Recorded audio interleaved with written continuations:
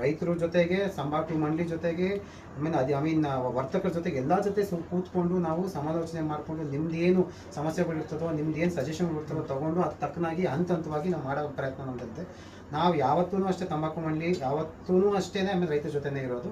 ಹಾಗಾಗಿ ನಿಮ್ದೇನೇ ಒಂದು ಸಜೆಷನ್ಸ್ ಇರಲಿ ನಿಮ್ದು ಏನೇ ಒಂದು ಅಡ್ವೈಸ್ ಇರಲಿ ಏನೇ ಇದ್ರೂ ಕೊಡಿ ನಮಗೆ. ದಯವಿಟ್ಟು ಅದು ಯಾವ್ದು ಮಾಡೋಕ್ಕಾಗುತ್ತೋ ಮಾಡ್ತೀವಿ, ಯಾವ್ದು ನಮ್ಮ ಕೈಲಿ ಆಗೋದು ಎಲ್ಲ ಆಗಬೇಕು ಅಲ್ಲಿ ಕಳಿಸ್ಕೊಡ್ತೀವಿ.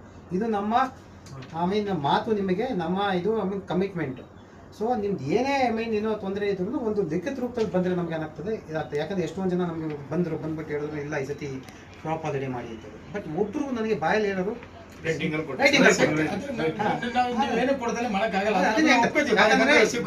ನಮಗೆ ರೈಟಿಂಗ್ ಅಲ್ಲಿ ಬಂದ್ರೆ ನಿಮಗೂ ಅದು ಒಂದು ರೆಕಾರ್ಡು, ನಮಗೂ ಒಂದು ರೆಕಾರ್ಡ್, ನಾವು ಅದಕ್ಕೆ ಆಕ್ಷನ್ ತಗೊಳ್ಳೇಬೇಕು, ಏನೋ ಉತ್ತರ ಕೊಡ್ಲೇಬೇಕು ಮಾಡಿದೀವಾ ಇಲ್ವಾ ಅಂತ ಹೇಳಿ.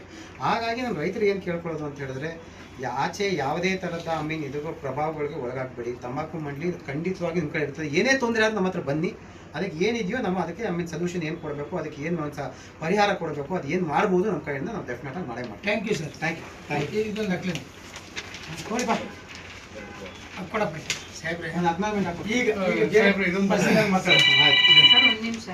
ನಾವು ಬೇರೆ ತಗೊಂಡು ಪಾಸ್ಬುಕ್ ಎಲ್ಲ ಕ್ಲೋಸ್ ಮಾಡಿ